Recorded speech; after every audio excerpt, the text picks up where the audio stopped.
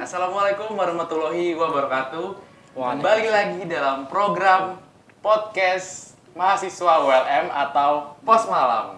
Nah, pada kesempatan kali ini telah berhadir di studio orang-orang yang pastinya keren banget. Yang pertama ada Kak Fazril dari program studi administrasi bisnis FISIP. Selamat datang Kak. Hai, selamat datang Ayi. Oke, beliau ini adalah ketua BEM FISIP tahun 2020. Iya, 2020. Nah, kemudian di sebelah saya lagi ada Gifar yang juga kepala departemen luar dalam kampus ya Pak? Tahun 2020 juga. Dan kebetulan beliau ini adalah founder dari Suara Alam Borneo yang pastinya berhubungan juga sama topik yang akan kita bahas habis ini. Nah, ngomong-ngomong masalah Kalimantan nih Kak, sekarang pun kita setuju nggak sih kalau Kalimantan itu adalah pulau yang kaya banget dan berlimpah banget sumber daya alam sampai budayanya? Setuju kan? Iya, sangat setuju banget. Oke. Menurut kakak nih gimana nih masalah Kalimantan nih? Khususnya kan kakak-kakak sebelah saya ini juga orang asli Kalimantan. Oke. Kalimantan Tengah ya kan? Kalimantan Tengah juga ya? Ya. Gimana nih pendapat kakak tentang Kalimantan itu sendiri? Tentang kekayaannya dan sebagainya. Dari siapa nih? Gipar. Silakan, terserah aja kita. Oke. Jadi terima kasih kan kita hari ini diundang di podcast ini cadas sekali. Artinya terobosan baru dari ULM ya, langsung di bawah ULM. Ini pola-pola baru kan untuk kita bisa lebih bermasyarakat. Oke, terkait dengan masalah apa ini keragaman terkait dengan sisi-sisi yang mungkin bisa kita ulas dari Kalimantan. Karena saya orang FISIP mungkin saya coba mengulas dari sudut pandang orang FISIP ya kan. Nanti masalah alam ini Bung Gipar yang memang ngerti ya, pecinta alam nah kan. Oke. Jadi karena kita juga nanti pembahasannya kan dibilang Bung Ayi nanti ada membahas masalah hal yang lagi viral sekarang kan. Jadi kita coba kaitkan apa yang menarik dari Kalimantan. Oke. Satu, Kalimantan itu paling menarik adalah secara sosial atau secara masyarakatnya masyarakat yang welcome terhadap pendatang. Atau dia istilahnya kalau ada orang baru yang datang ke Kalimantan ataupun punya hubungan terhadap Kalimantan, kita sangat terbuka, tidak eksklusif. Kenapa begitu? Ya mungkin coba kita mengacak kepada sejarah paling besar bagaimana kita terbuka dan toleransi terhadap orang luar. Dari mungkin yang paling masif itu hubungan kita terhadap luar adalah dari sekitar Orde Baru. Ketika Orde Baru itu kan ada yang namanya istilah transmigrasi. Nah, transmigrasi kan besar-besaran ketika Orde Baru dan bahkan sampai di akhir-akhir ini transmigrasi itu cukup besar ke Kalimantan. Dan terakhir seingat saya 2016 masih ada itu yang pendatang-pendatang masuk. Nah, dengan demikian ketika kita berkaca dari beberapa tahun yang lalu, beberapa waktu yang lampau, artinya transmigrasi sukses. Dah, itu menandakan bahwa masyarakat Kalimantan ini sangat welcome, sangat terbuka terhadap orang-orang luar. Artinya kan ketika disangkut pautkan nanti pembahasan kita ya mungkin inilah salah satu hal yang keistimewaan Kalimantan. Artinya masyarakatnya tidak eksklusif. Apalagi kan kalau kita nanti akan berbicara masalah IKN, ini hal-hal yang mungkin bagus untuk posisi IKN nanti. Nah, kemudian yang kedua, ini juga yang terpenting, salah satu sisi menarik dari Kalimantan terkait dengan hal-hal yang viral sekarang ini kan, satu, Kalimantan itu punya sejarah kalau dibilang ekstrim ya. Ada istilah namanya kayau. Mungkin Bung Gipar kan tahu itu. Apa itu kayau? Jadi gini, ada salah satu budaya di Kalimantan yang namanya kayau. Kayau itu istilahnya kalau secara kata singkatnya adalah saling berburu kepala. Nah, berburu kepala itu ada karena beberapa hal.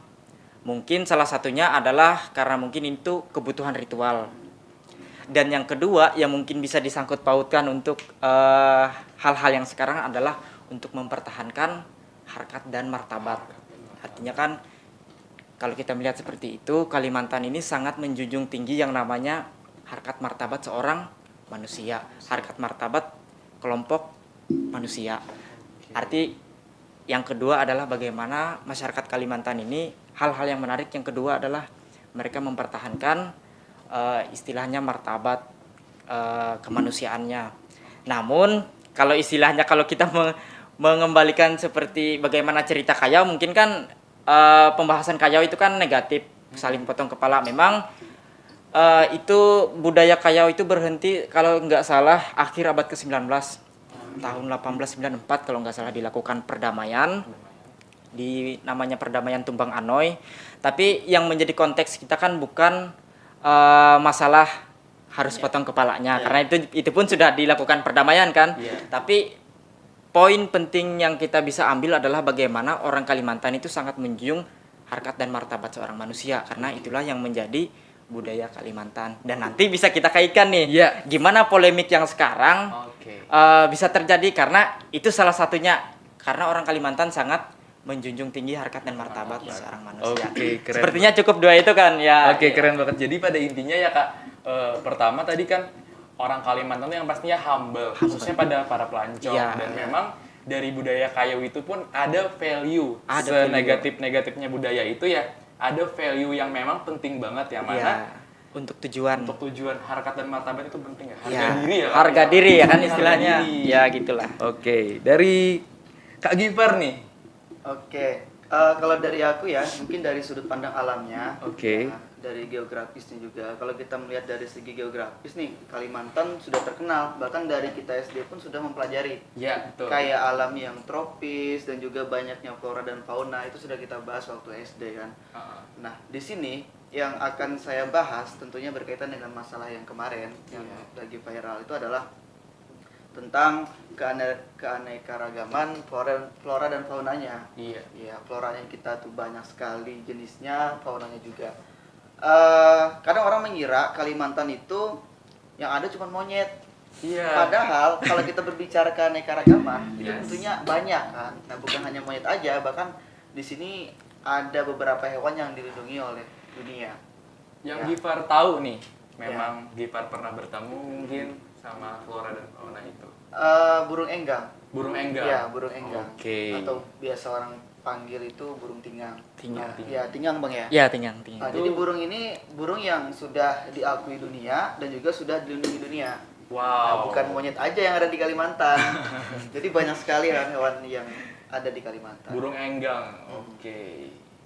Kemudian untuk faunanya namanya juga hutan tropis, jadi fauna itu udah nggak terhitung lagi, banyak sekali. Bahkan setiap provinsi pun kadang beda-beda. Di Kalimantan Selatan bagaimana sistem alamnya itu beda dengan yang ada di Kalimantan Tengah. Nah itu tentunya yang menjadi kekhasan Kalimantan itu sendiri. Namanya juga dijuluki paru-paru dunia ya Kak? Paru-paru dunia. Keren banget sebenarnya Kalimantan itu ya. Nah, karena saking kerennya Kalimantan ya, sampai ibu kota negara Indonesia udah disusur nih Kak, mau dipindah ke Kalimantan. Tepatnya di Kalimantan Timur, di Kabupaten Penajam ya. Penajam. Nah, PPU. Menurut Kakak, kok dipindah ke Kalimantan sih gitu? Dari sudut pandang Kakak masing-masing nih. Mungkin dari saya dulu Bang ya. Kita gantian kan. Yang pertama kalau menurut saya, karena kita lihat Pulau Jawa itu pulau yang domisili penduduknya sangat banyak. Padat ya? Padat sekali. Jadi mungkin ini yang jadi alasan utama pemerintah memindahkan ibu kota. Nah, kemudian alasan kedua itu saya juga pernah dengar cerita-cerita ya dari beberapa artikel, saya baca juga. Jadi sebenarnya ibu kota negara itu sudah mau dipindah sejak zaman Soekarno. Sejak zaman Soekarno itu sudah mau dipindah. Kenapa mau dipindah? Karena mereka melihat kedepannya kayaknya Pulau Jawa ini sudah nggak bisa lagi. Udah diprediksi gitu ya Kak? Diprediksi kayaknya udah padat nih pulaunya, jadi harus direncanakan pindah. Nah mungkin itu kalau dari aku. Dari Kak Fazril nih. Mungkin kalau berbicara masalah ini kan artinya pasti sudah terkhususnya para pemangku kebijakan kan sudah mengambil bagaimana cara mereka mengambil kebijakan dengan sebaik mungkin. Tentu itu ada pertimbangan. Nah, juga seperti yang disampaikan oleh Gifar tadi, banyak aspek-aspek yang sudah dipertimbangkan dan artinya ini kan sudah diwacanakan dan sudah dimulai untuk ibaratnya tanah sudah mulai pembebasan dan sebagainya kan.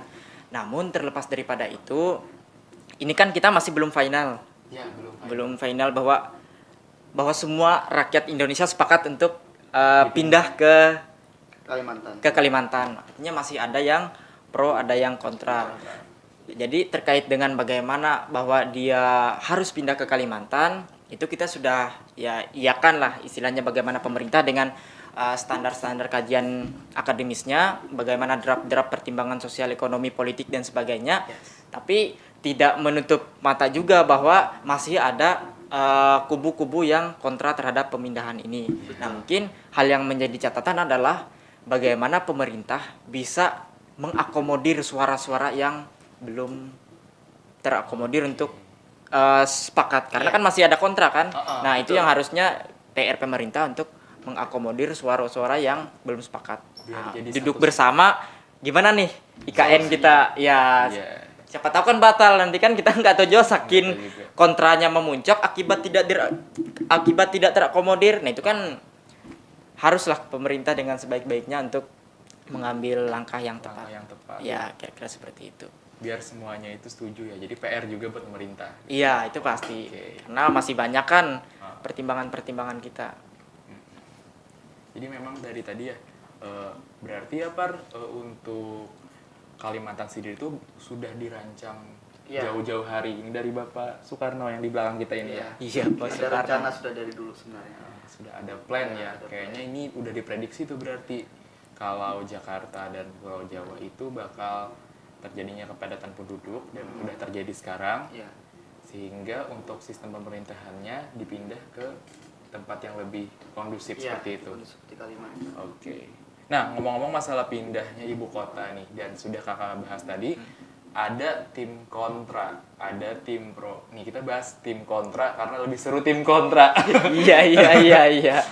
Nah, jadi sesuai dari beredarnya di sosial media, ada oknum nih kak, oknum yang memang beliau ini cukup kontra sama perpindahannya ibu kota.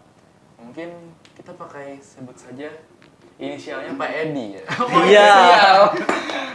Gak apa-apa ya, karena juga sudah beredar ke sosial media dan sebagainya, jadi kita bisa nyebut saja. Nah, dari kasus yang sekarang itu Pak Edi ini, beliau mengatakan, mungkin bukan mengatakan sih, lebih kayak kalau bahasa Banjarnya itu ya terselait lah. Terselait. Sehingga menyebabkan banyaknya orang-orang khususnya Kalimantan asli itu merasa tersinggung. Iya. Nah, dari apa ya, rekamannya nanti mungkin ada dicuplikan nanti di video. Jadi katanya kan, kok mau orang-orang elit yang ada di Jakarta pindah ke tempat jin buang anak?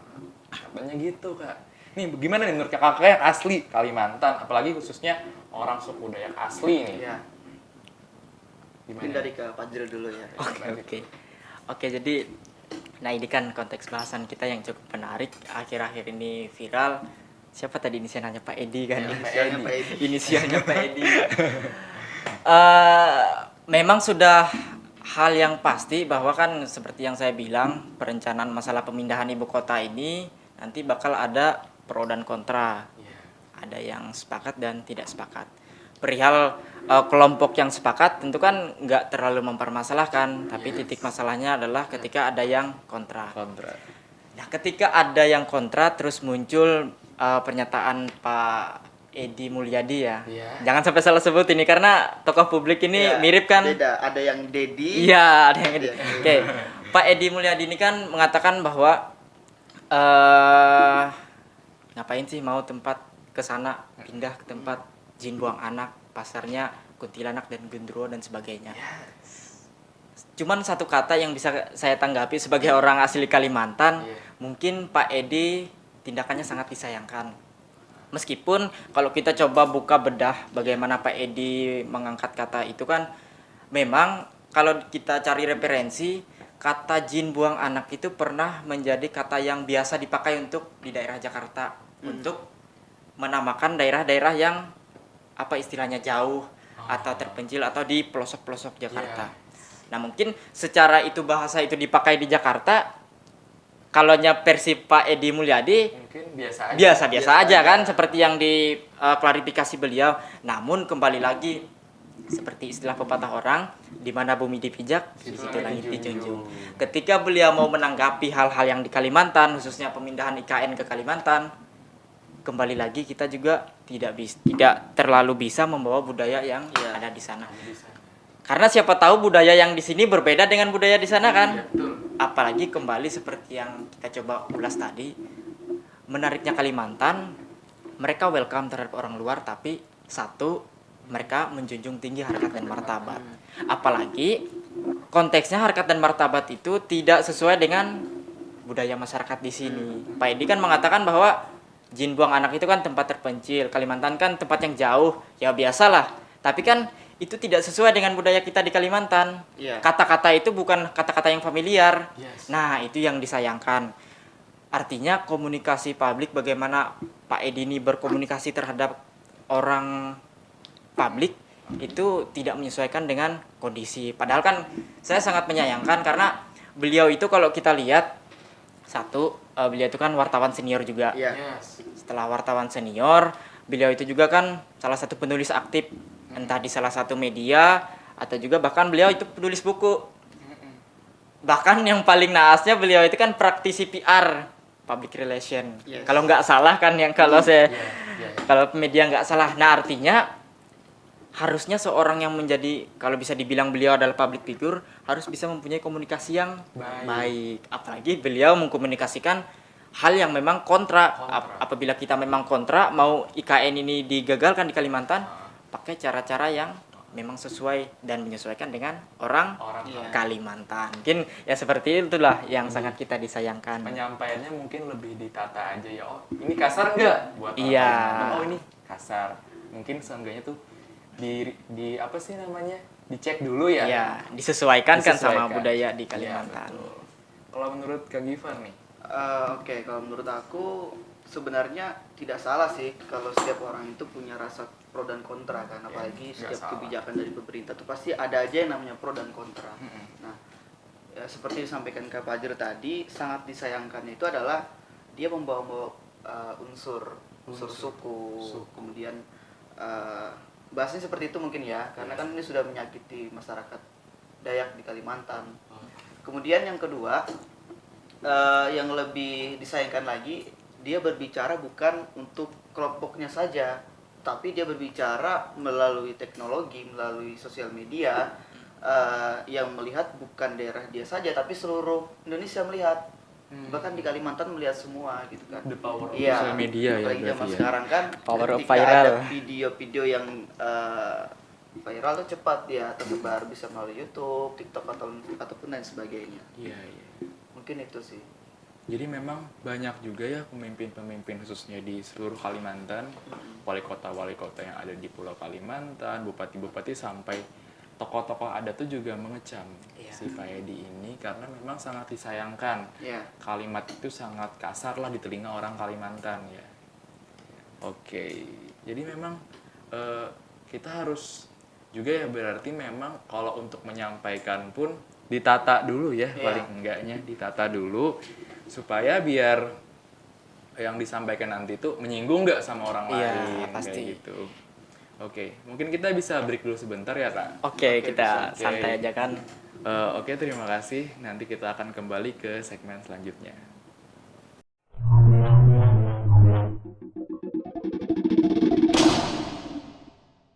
Oke, kembali lagi dalam program podcast mahasiswa WLM atau Pos Malam. Nah, ngomong-ngomong masalah tadi si Pak Edi ya. Jadi ini saya ada baca Kak di sebuah artikel dilansir dari tribunnews.com.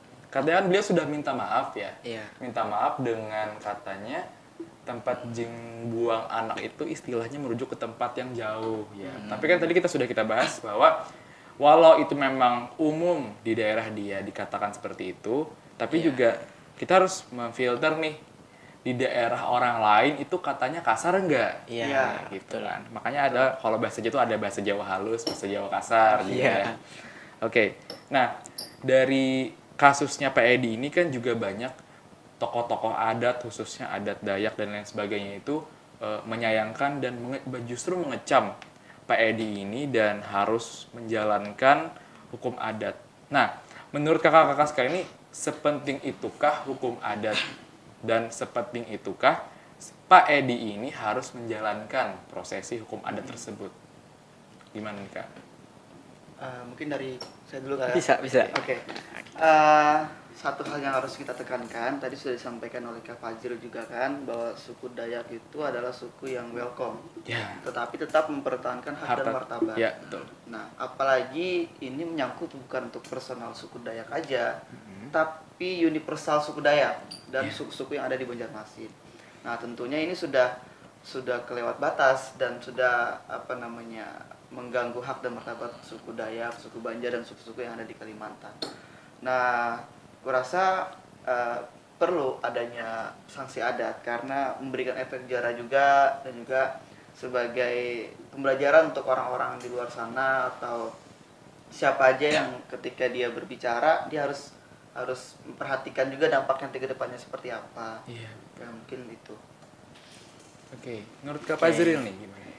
Berarti kan terkait dengan bagaimana tindak lanjutnya Pak Edi ini kan, satu kan kalau kita lihat terkait dengan polemik ini, itu kalau nggak salah ada sekitar 3 aduan dari polisi, 16 aduan di luar kepolisian dan 18 pernyataan sikap.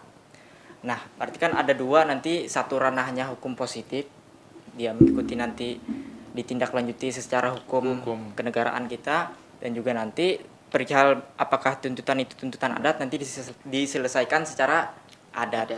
Nah, mungkin kan kalau tuntutan itu secara hukum positif kita serahkan kepada pihak yang berwajib untuk menindaklanjuti.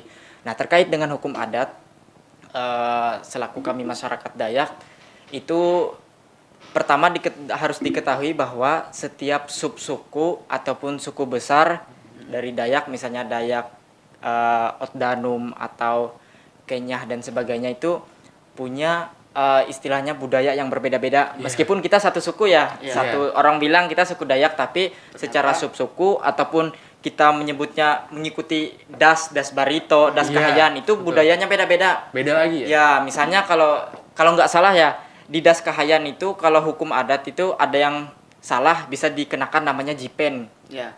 Daerah das Kahayan Kapuas. Betul. Kalau di daerah das kita Barito itu terkenal yang namanya utang. Nah, apa itu, Kak? Ya istilahnya kamu melakukan kesalahan, dilakukan jipen atau dilakukan utang untuk menebus kesalahan kamu tadi. Denda. Ya, denda ataupun sebagainya kan nanti. Nah, terkait dengan hal itu dari 18 pernyataan sikap, 16 aduan itu nanti silahkan seyogyanya dan sebaiknya Pak Edi untuk punya itikat baik untuk menyelesaikan tuntutan hukum adat itu.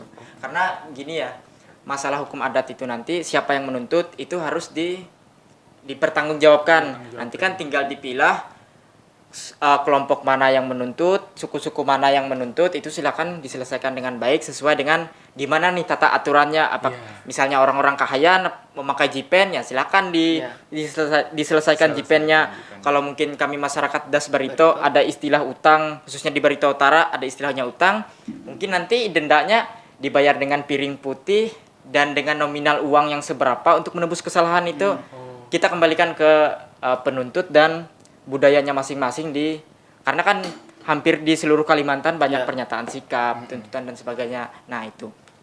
Kemudian yang paling penting, hukum adat, setahu saya ya, hukum adat orang Dayak itu tidak untuk merendahkan manusia tapi untuk istilahnya menebus kesalahan.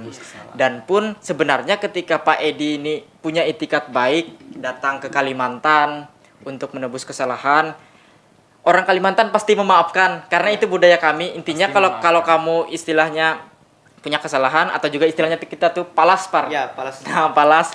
Kalau berkelahi kan palas, kamu yang salah bayar palas, pakai telur dan sebagainya buat ritual. Kalau sudah kamu lakukan ritual itu ya sudah selesai. Nggak ada lagi diperpanjang. Nah, makanya kan kalau misalkan orang bilang bahwa Pak Edi takut datang ke Kalimantan, takut dipotong kepala, enggak bakal ya? Ya, tapi malah yang lebih parah kalau Pak Edi ini nggak datang. Nah, itu yang malah bahaya. Itu yang malah bahaya.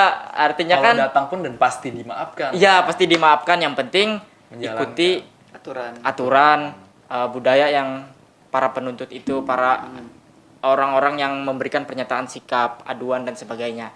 Itu sih yang jadi garis besar kita bahwa satu, lebih baik Pak Edi minta maaf, dan pun setelah minta maaf sesuaikan dengan penuntut yang menyatakan sikap, misalnya suku ini atau orang-orang dari DAS ini yang minta Pak Edi untuk mempertanggungjawabkan apa yang dia lakukan. Nanti setelah itu kita akan ya welcome aja sama Pak Edi. Welcome aja ya. Oke. Dari pendapat Gipar sendiri gimana nih, Pak? Tadi kan sudah saya sampaikan juga kan, bahwasanya yang penting itu kita sebagai orang nih, apalagi kita public figure misalkan, itu harus bisa membaca situasi kedepannya seperti apa yang kita sampaikan. Jangan sampai apa yang kita sampaikan itu menjadi bumerang kita. Nah, yang seperti kasusnya Bang Edi ini kan, dia itu hanya sebagai perumpamaan kata beliau kan. Tapi perumpamaan yang dia kira itu tidak bisa dikira juga oleh orang lain bahwa itu perumpamaan. Kata orang Dayak itu sebagai penghinaan karena memang benar, tapi bagi Pak Edi itu sebagai perumpamaan. Nah, itu harus kita kaji dulu sebelum kita menyampaikan sesuatu. Nah, ngomong masalah adat nih Kak, Kakak berdua kan orang asli dari Kalimantan Tengah ya. Pernah nggak sih ikut prosesi adat, gimana orang menjalankan sanksi adat dan lain sebagainya? Itu bisa di-share nggak Kak pengalaman-pengalaman yang pernah Kakak lewati nih? Dari Kak Fazril dulu. Oke. Ini konteksnya karena ini bagaimana kita berkaitan langsung. Mungkin saya cuma bisa menjelaskan gimana di tempat saya kan. Salah satu contoh untuk contoh. Contoh aja. Misalnya kita berkelahi. Berkelahi, siapa yang mulai duluan? Misalnya antara kita berdua kan. Ternyata aku atau kamu yang memulai duluan. Setelah itu kita berkelahi dan salah satu itu ada yang mengeluarkan darah. Nah, itu kalau dalam budaya kami mau nggak mau yang melakukan kesalahan ini yang memalas. Itu fungsinya untuk satu, pertanggungjawaban kita, kedua itu kita memohon maaf, yang ketiga adalah kalau istilah kami itu untuk mendinginkan suasana. Nanti kalau ya istilahnya berdamai untuk mendinginkan suasana kan, nanti kalau tidak didamaikan gitu nanti suatu hari bisa apa celaka dan sebagainya. Nah, itu yang kita hindarkan. Itu mungkin pakai bawa piring dan sebagainya, terus putih. Kita pakai ritualnya telur ayam kampung yang putih, bukan yang ras kan. Bukan yang ras. Telur ayam putih terus pakai koin dicolek. Mungkin dicolek di sini supaya kita pemikiran ini serba dingin, kayak macam telur kan. Telur itu kan filosofisnya dia dingin. Kemudian dioles juga di tangan pakai koin itu. Kalau nggak salah di sini supaya hati kita tenang, sama di telapak kaki supaya apa yang kita lakukan ke depan, langkah-langkah kita itu tetap dalam hal-hal yang tidak panas, tidak temperamen dan sebagainya. Itu kalau kita berkelahi. Ada juga satu istilah itu namanya utang, hampir sama juga seperti palas, tapi konteksnya bukan untuk darah-darahan. Biasanya menyinggung dan sebagainya. Nah, itu kalau menyinggung dan sebagainya, kalau di dalam, saya orang Dayak Bayan di Barito Utara, sekitar 8-11 km ke arah selatan mungkin, selatan sedikit. Itu tempat Dayak Bayan. Jadi itu budaya kami, salah satunya adalah utang. Utang itu cuman piring putih dan uang. Nah, itu cuman uang, artinya dia mengaku bersalah. Nah, kira-kira seperti itu. Piring putih itu filosofisnya bahwa membersihkan untuk segala hal apa yang telah polemik terjadi. Nah, tapi biasanya uang itu sesuai perjanjian Bang ya? Iya, ada yang sesuai perjanjian, ada juga yang sesuai adat setempat. Standarnya berapa? Ya, standarnya berapa. Nah, kira-kira gitu. Kalau Gipar nih pengalamannya gimana? Kalau aku sejauh ini ya, kayaknya nggak pernah lihat langsung nih kejadian kayak denda adat atau sanksi adat. Cuman seperti yang Kak Fajar sampaikan juga, karena kami satu daerah ya, jadi sama aja lah, hampir-hampir mirip. Yang paling sering saya dengar itu denda adat namanya kan, seperti Kak Fajar tadi, misalkan kelahi atau misalkan ada singgung-menyinggung, itu memang harus ada denda. Dari pihak korban tuh yang kebanyakan kayak, kamu harus denda nih, uangnya sekian, harus pakai adat-adat tertentu tadi seperti disampaikan Kak Fajar tadi. Jadi memang Kalimantan itu juga pertama tuh menjaga harga diri. Iya, harkat martabat manusia. Dan memang kalau menurut Ai ya, kalau di review lagi, hal-hal kayak gitu tuh juga mengajarkan supaya kita tuh lebih sopan, lebih hati-hati dalam bertindak. Jadi memang positif sebenarnya hal Iya. itu dilakukan, juga membelajarkan kan. Nah, kalau dari kasus Pak Edi tadi kan ya seyogianya datang dan hadir ke Kalimantan dan pasti dimaafkan kan? Pasti. Dimaafkan asal mengikuti prosesi adat dan lain sebagainya. Iya. Oke, seru sekali Kak Iya. pembicaraan kita hari ini dan banyak sekali yang Ai dapat dari adat-adat yang memang Kakak jelaskan tadi tuh. Wah, gila, ternyata itu ya value-nya itu sebenarnya ya membelajarkan karena orang Kalimantan itu kan sopan banget. Iya. Masalah kayak gitu harus lah. Oke. Pertama-tama terima kasih juga buat kakak-kakak yang sudah datang dan buat teman-teman dari ULM Channel. Kalau suka nih sama konten ini dan kalau menurut kalian ada yang ingin di-share, bisa kalian share di komentar dan tentunya jangan lupa like, komen, dan subscribe pastinya karena subscribe itu gratis dan kita bisa bertemu lagi di Pods malam selanjutnya dan terima kasih kepada orang-orang hebat ini.